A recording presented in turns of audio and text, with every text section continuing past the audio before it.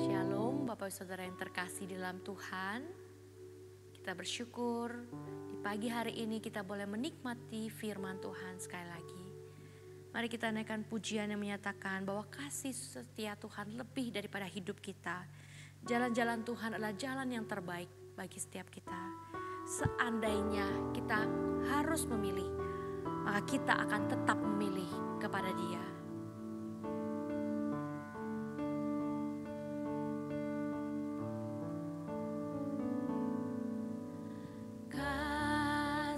Setiamu Tuhan lebih dari hidupku, jalan-jalanmu ya Tuhan terbaik bagiku. Dari semua yang kau katakan, tiada dusta ku temui. Dari semua yang kau janjikan, tiada yang tak terpenuhi.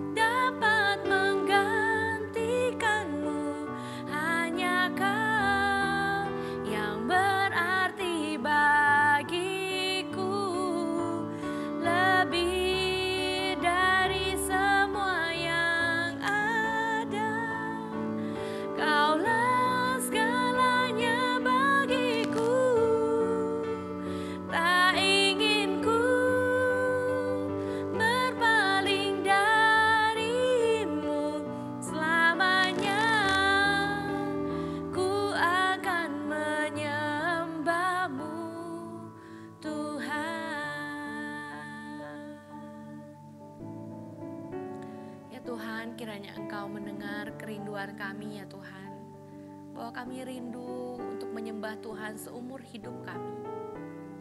Tuhan, kasih setiamu lebih daripada hidup kami ya Tuhan. Tuhan, kami percaya ya Tuhan, bahwa hidup kami itu adalah karena kemurahan Tuhan. Seandainya Tuhan kami boleh memilih Tuhan, kami akan tetap memilih Engkau ya Tuhan. Namun kami juga menyadari Tuhan bahwa kami sungguh membutuhkan Engkau sebagai pertolongan kami, yang memampukan kami untuk kami tetap setia menyembah Tuhan seumur hidup kami. Terima kasih Tuhan yang begitu baik, sementara kami mau merenungkan akan firman-Mu. Berbicaralah ya Tuhan kepada setiap kami. Di dalam nama Tuhan Yesus Kristus kami berdoa. Amin.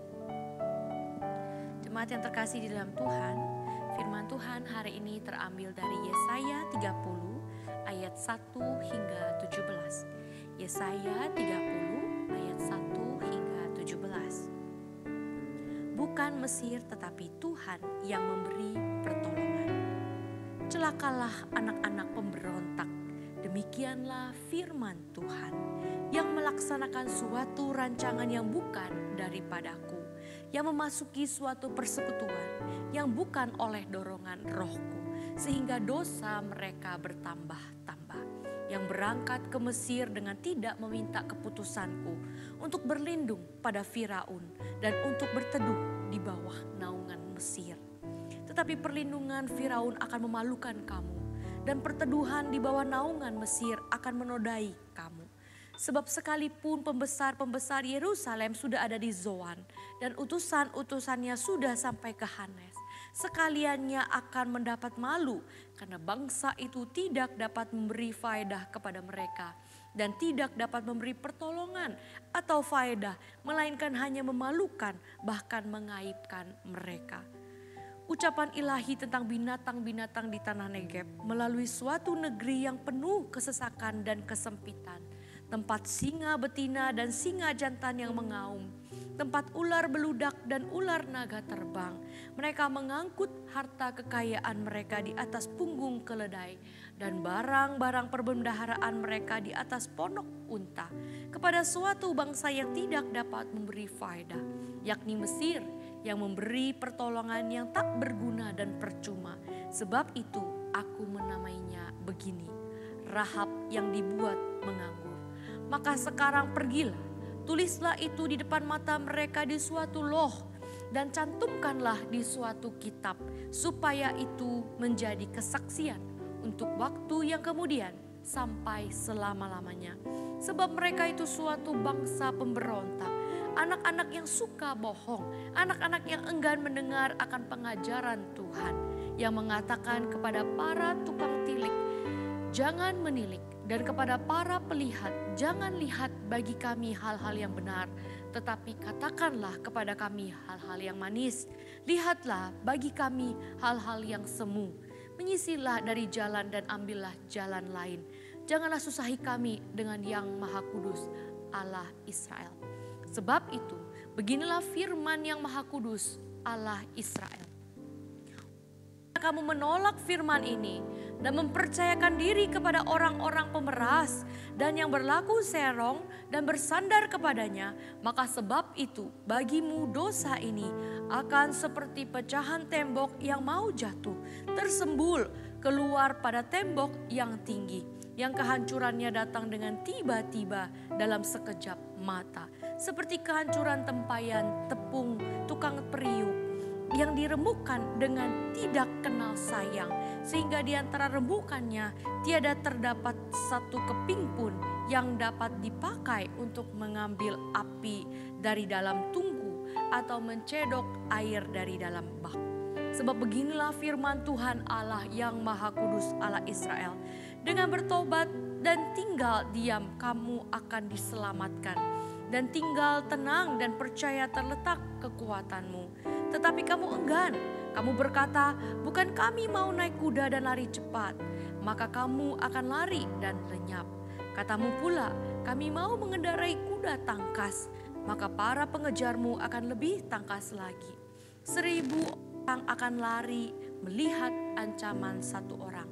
Terhadap ancaman 5 orang kamu akan lari, sampai kamu ditinggalkan seperti tonggak isyarat di atas puncak gunung dan seperti panji-panji di atas bukit. Firman Tuhan hari ini dengan judul Tenang dan Percaya adalah Kekuatan. Bapak saudara yang terkasih di dalam Tuhan, bagi orang yang tidak bisa berenang, tercebur ke kolam yang dalam adalah pengalaman yang menakutkan. Orang itu tentu membutuhkan pertolongan.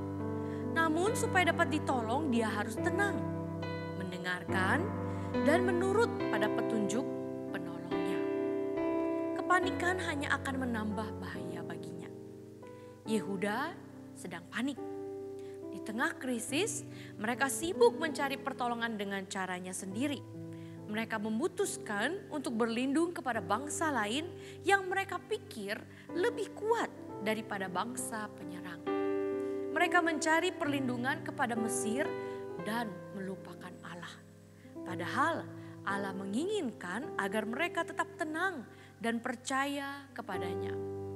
Firman Allah yang datang kepada mereka mengingatkan bahwa berharap kepada Mesir dan kekuatan perangnya hanya akan membuat mereka malu, sebab Mesir tidak akan berdaya menghadapi Asyur.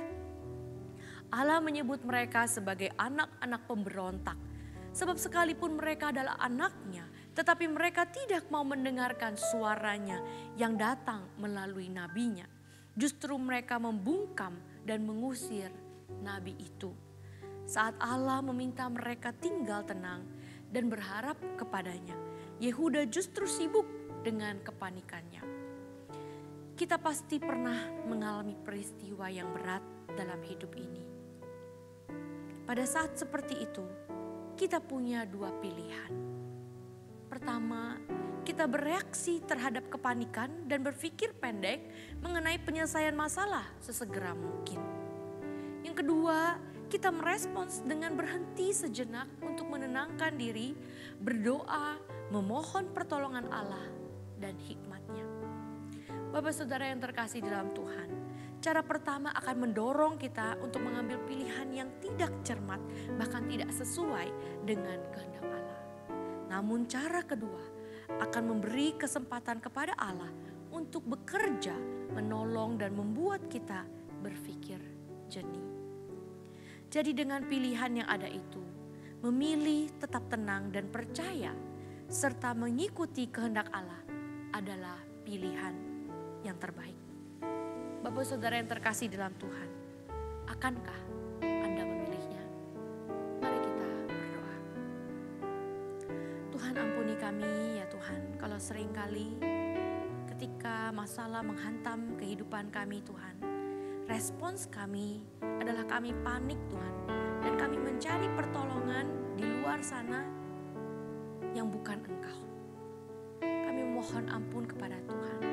Kami berpikir bahwa orang-orang di luar sana, bantuan-bantuan di sana lebih kuat daripada Engkau. Kami mohon ampun kepada Tuhan.